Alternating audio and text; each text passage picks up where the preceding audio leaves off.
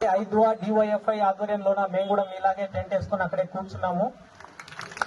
ఎందుకోసం అంటే డాక్టర్ యొక్క భద్రత ఓన్లీ జూనియర్ డాక్టర్లదో లేక మీదే కాదు, యావత్ ప్రజలందరికీ సంబంధించిన అంశంగా మా డివైఎఫ్ఐ భావిస్తుంది.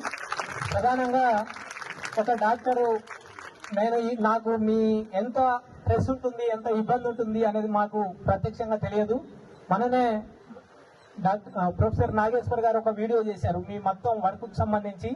అది చూసిన తర్వాత నాకు అనిపించింది 36 గంటలు కూడా ఒక్కొక్కసారి జూనియర్ డాక్టర్లు, పీజీ డాక్టర్లు వర్క్ చేయాల్సి వస్తుంది.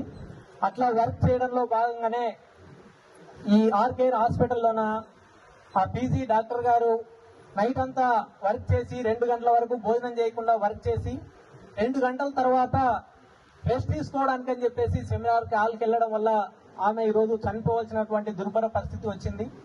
అయితే ఎప్పటి నుంచో ఏదైనా ఒక ఇన్సిడెంట్ జరిగినప్పుడు రాష్ట్ర ప్రభుత్వాలు కానీ కేంద్ర ప్రభుత్వాలు కానీ తాత్కాలికంగా మనకి కొన్ని మాటలు చెప్పి దాన్ని అణచివేయడం తప్ప పూర్తి స్థాయిలోన ఇట్లాంటి ఘటనలు మళ్లీ పునరావృతం కాకోకుండా చేయడంలోన ఘోరంగా వైఫల్యం చెందుతున్నాయి.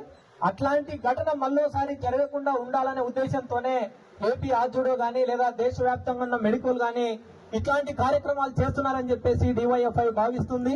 ఖచ్చితంగా రాష్ట్ర ప్రభుత్వం, కేంద్ర ప్రభుత్వం జూనియర్ డాక్టర్లకే కాదు మొత్తం వర్క్ చేసేటటువంటి పీజీలకు కానీ అందరికి కూడా భద్రత కల్పించాలి.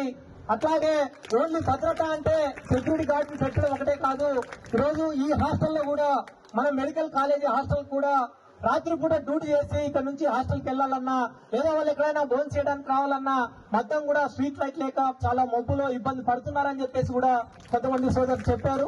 మరి ప్రభుత్వాలు లక్షల కోట్లు ఈ రోజు అప్పులు చేసి ఖర్చు పెడుతున్నాయి. మరి ఇట్లాంటి మొత్తం ప్రజల యొక్క ప్రాణాలని కాపాడేటటువంటి మనకు కనీసం ఒక 1000 కోట్లు 2000 కోట్లు కేటాయిస్తే రాష్ట్రంలో ఉన్నటువంటి అన్ని హాస్పిటల్స్ కూడా మొత్తం కూడా స్ట్రీట్ లైట్స్ వేసేసి ఎవరికి ఎలాంటి ఇబ్బంది లేకుండా చేయడానికి అవకాశం ఉంటుంది. అట్లాంటి పని రాష్ట్ర ప్రభుత్వాలు, కేంద్ర ప్రభుత్వాలు చేయాలని చెప్పేసి మీ తరఫున మేము కూడా పోరాడతామని చెప్పేసి మీ అందరి దృష్టికి తీసుకొస్తున్నాం.